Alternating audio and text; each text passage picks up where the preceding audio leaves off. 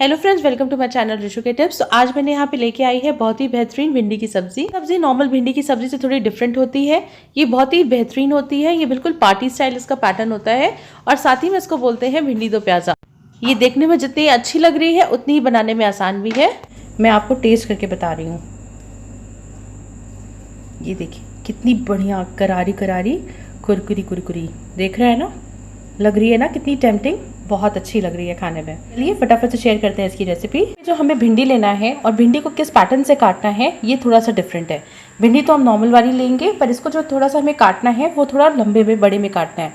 Suppose अगर आपकी भिंडी थोड़ी बड़ी है तो इसे हम 3 भाग में काटेंगे। मीन्स हम इसका टिप हटाएंगे,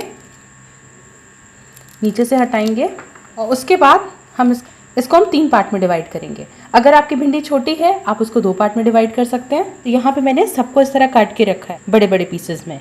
यहाँ पे मैंने प्याज लिया है भिंडी 2 प्याजा। भिंडी 2 प्याजा मीन्स कि भिंडी की क्वांटिटी से ज़्यादा प्याज होना चाहिए। मैंने यहाँ पे करीब 250 ग्राम भिंडी ली है और करीब मैं इससे थोड़ा सा ज़्यादा ही मैंने प्याज लिया है।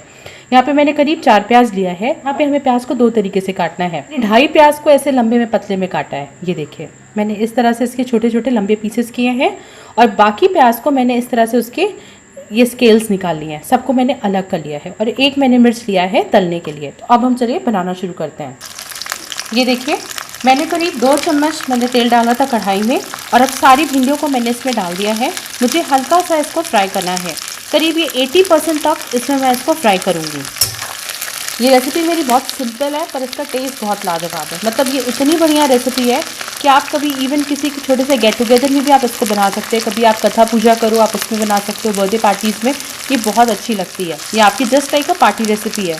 तो हम कंटिन्यूसली स्टर करते रहेंगे। हमने लो टू मीडियम अभी रखा है। इसको फ्राई करने में करीब 4 से 5 मिनट लगता है। और देखिए जैसे जैसे भिंडी फ्राई होती जा रही हैं वो धीरे धीरे तो उनका कलर भी चेंज होता जा रहा है और वो पकती जा रही है। ठीक है, हमें यहाँ पे भिंडी करीब 80% तक पूरी अच्छे से फ्राई कर लेनी है। ठीक है, भिंडी हमारी 80% तक बिल्कुल अच्छे से फ्राई हो गई है। तो हम प्लेट में निकाल देते हैं।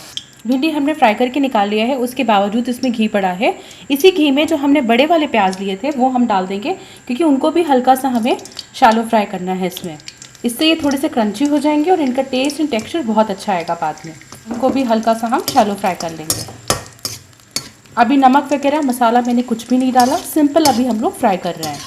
तो फ्राई करने में मुझे 3 से 4 मिनट लग गया था, इसमें करीब मुझे 1 मिनट लगेगा। ठीक है, मैं इसको कंटिन्यूसली स्टर करती जा रही हूँ कि ये जले नहीं। और ये देखिए हल्का हल्का ये भी अब गोल्डन फ्राई होने लगे हैं। हल्का सा इनका बस कलर दिखने लगे उस स्टेज पे हम इनको भी निकालेंगे। प्याज का कलर अब देख रहे होंगे, देखिए अच्छे से दिख रहा है कि अब ये गोल्डन हो रहे हैं। तो बहुत ज़्यादा हमें गोल्डन नहीं करना, इस स्टेज पे हम इनको भी निकाल लेते हैं। मैंने बिल्कुल स्टार्टिंग में करीब 2 छोटे चम्मच तेल लिए थे और आपने देखा कितना कम तेल मेरा लगा। मैंने 80% तक मैंने भिंडी को भी फ्राई कर लिया है, प्याज को भी मैंने लगभग फ्राई कर ही लिया है और तो भी मेरे पास इतना तेल अभी स्टिल लेफ्ट है। तो इसी में और एडिशनल तेल मैं नहीं मिलाऊंगी बिकॉज ये सफिशिएंट है। तो हम इसमें ऐड करेंगे 1/4 चम्मच से भी बिल्कुल कम मुझे लेना है इसमें मेथी। ये मैं तड़के के लिए ले रही हूँ। मैंने एक लाल मिर्च ली थी वो मैं ऐड कर रही हूँ। साथ में 1/4 चम्मच इसमें हम लेंगे हींग। और अब हमारी ये जो पतली वाली सारी प्याज थी वो हम इसमें ऐड करेंगे। ये वाली प्याज हमें अच्छे से लो टू मीडियम फ्लेम पे ब्राउन करना है, जिसको कहते हैं अच्छे से बढ़िया लाल, क्योंकि सारा टेस्ट आपका इसी से आएगा।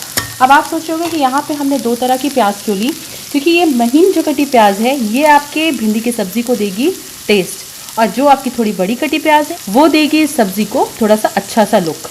इस पे हम हल्का सा, आप अंदाज से चाहो तो आप नमक ऐड कर सकते हो, उससे प्याज जल्दी लाल हो जाते हैं। तो करीब मैं यहाँ पे 1/4 चम्मच नमक डाल रही हूँ। तो अब हम इसको स्टर करते जाएंगे कॉन्टिन्यूसली, क्योंकि हमें अब इनको और इस तरह से आप इसको फैला दीजिए क्योंकि अब हमको इनको लाल करना है। ठीक, प्याज हमारी अब कितनी अच्छी गोल्डन ब्राउन हो गई है। बहुत ज़्यादा हमें गोल्डन ब्राउन नहीं करनी। इसी स्टेज पे फ्राई करके भिंडी और प्याज निकाले थे वो अब हम इसमें मिक्स करेंगे। अब थोड़ा सा नमक, बिल्कुल 1/4 चम्मच से भी कम, जो आपको लगता है कि हम हल्का सा ये कम हो सकता है वो हम इसमें डाल देंगे कि नमक नहीं कम हो। 1/4 चम्मच हम इसमें हल्दी डालेंगे, आधा चम्मच हम इसमें धनिया पाउडर डालेंगे और 1/4 चम्मच इसमें हम भुना जीरा पाउडर डालेंगे। बहुत अच्छा लगता है ये इसके टेस्ट में। इसके साथ इसमें मैं 1/4 चम्मच में डालूँगी लाल मिर्च, थोड़ी तेज़ वाली जो होती है, और 1/4 चम्मच इसमें मैं डालूँगी कश्मीरी लाल मिर्च पाउडर। इससे इसका कलर बहुत अच्छा आता है। वाह, इसका कलर कितना बढ़िया आ रहा है, देख रहे हैं। इस पर टमाटर वगैरह भी मिलाते हैं, गरम मसाला मिलाते हैं, पर ये सिर्फ इतने में ही बहुत टेस्टी लगती है। इसको हम करीब 2 से 3 मिनट के लिए इसको बिल्कुल स्लो फ्लेम पे हम ढक देंगे अच्छे से और पक जाए। बहुत इसीलिए हमने इसको बहुत पहले ही फ्राई कर दिया, तो क्योंकि अब ये 80% ऑलरेडी फ्राइड है। सिर्फ 1 से 2 मिनट इसलिए ढकेंगे कि जो हल्का फुल्का है वो भी आपका बिल्कुल बन के तैयार हो जाए। तो मैं पूरा होने पर आपको चेक कराती हूँ। ठीक है, ये हमारी होके तैयार है और अब हम इसको प्लेटिंग करते हैं। इतनी बढ़िया लग रही है, बहुत ही टेस्टी लगती है। बहुत ही सिंपल तरीके से मैंने इसको बनाया है और बिल्कुल डिफरेंट है। इसका टेस्ट बहुत अच्छा लगता है। आप रोटी, पराठा, इवन दाल चावल किसी के साथ भी इसको सर्व कर सकते हैं। कितनी बढ़िया लग रही है। आई होप कि मेरी रेसिपी आप सबको बहुत पसंद आएगी। ज़रूर लाइक एंड शेयर कीजिएगा, मेरे चैनल को सब्सक्राइब कीजिए। तो जल्दी मिलते हैं एक नए वीडियो के साथ। Till then good bye.